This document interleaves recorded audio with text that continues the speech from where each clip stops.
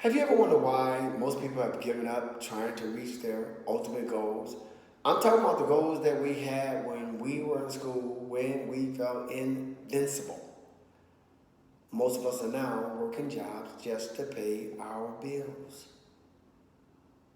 I have seen people that I went to high school with that were absolutely brilliant in school, but it was obvious by the expressions on their faces that their lives didn't reflect that same success.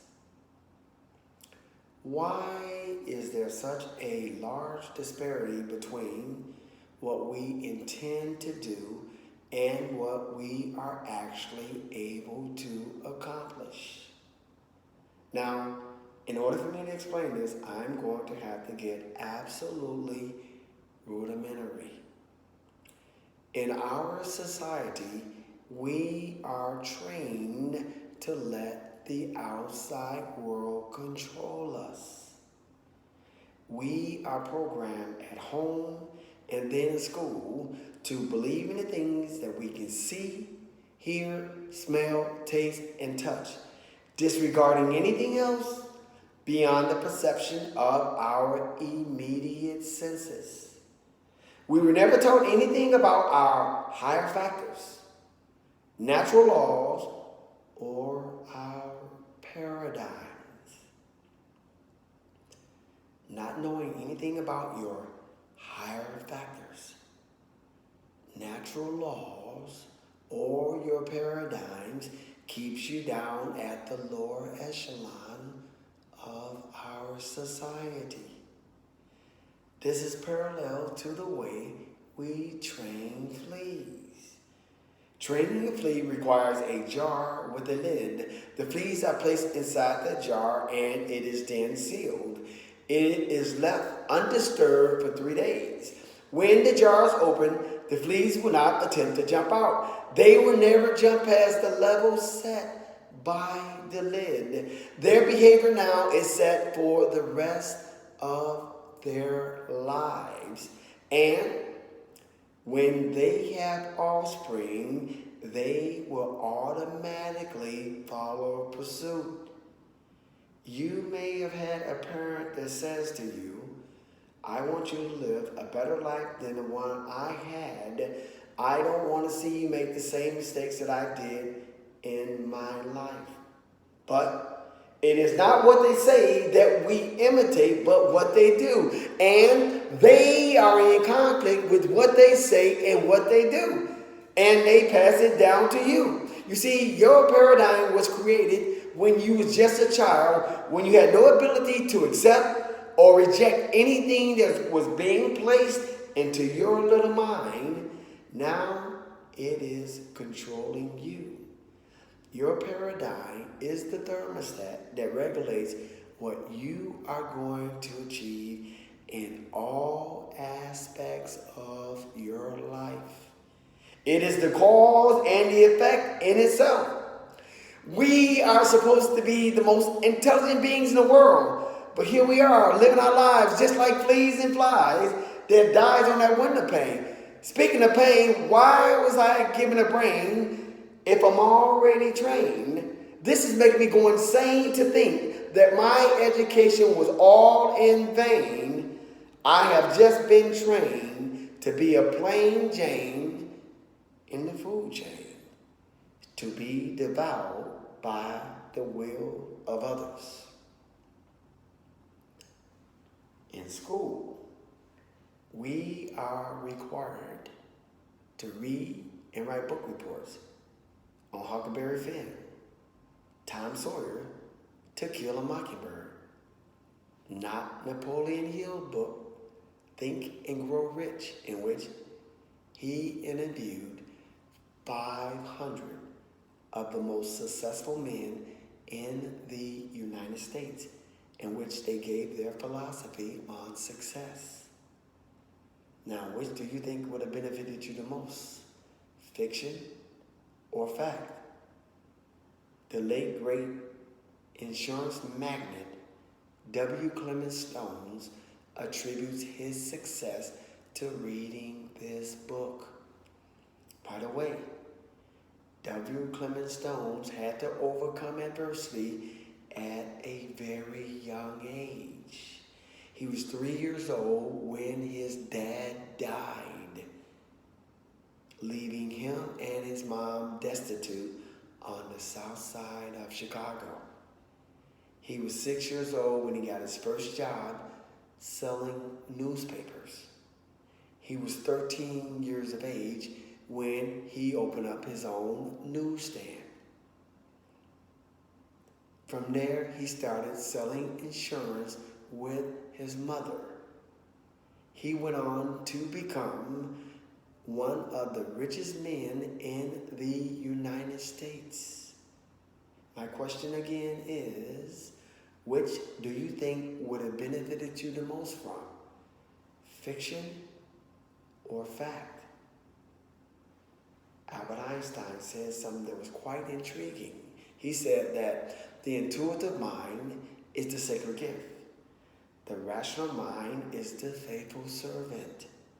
We have created a society that honors the servant and has forgotten about the gift. The servants are your sensory factors. What you see, hear, smell, taste, and touch. They help us to communicate in the physical world. The sacred gifts are your higher factors: reasoning, intuition, perception, will, imagination, and memory. They help us to communicate in the non-physical world. Abraham Lincoln, the 16th president of the United States, said, "To believe in what you can see and touch is no belief at all, but to believe in the unseen is a triumph and a blessing." These faculties are responsible for all the great inventions that have transformed our lives. Albert Einstein said, "Imagination is more important than knowledge." How is it possible we can go through our educational system and learn nothing about our higher factors, natural laws, or our paradigms?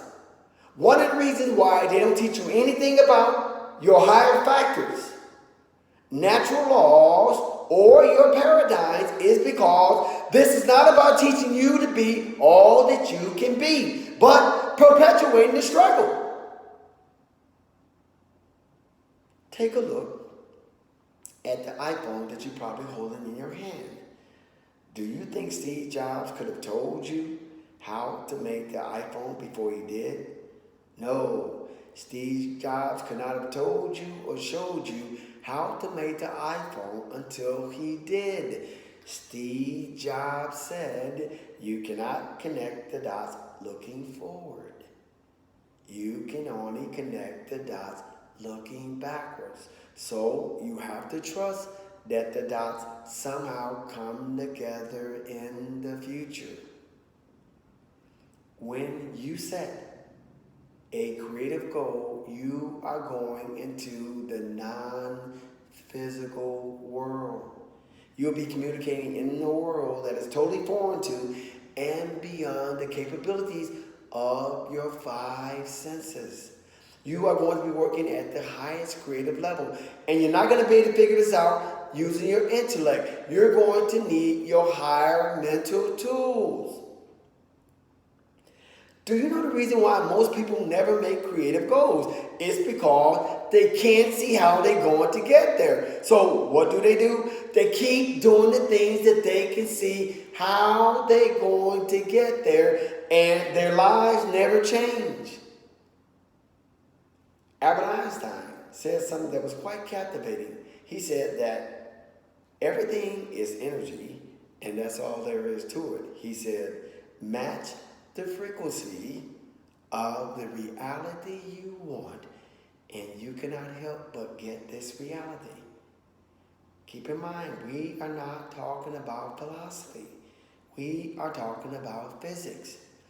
Remember, you are a mass of energy, and you function on frequencies. Albert Einstein said, match the frequency of the reality you want, and you cannot help but get that reality. Remember, if you can see it in your head, you can hold it in your hand, because that's the frequency. I like something that Wallace D. Wallace wrote in his marvelous little passage, that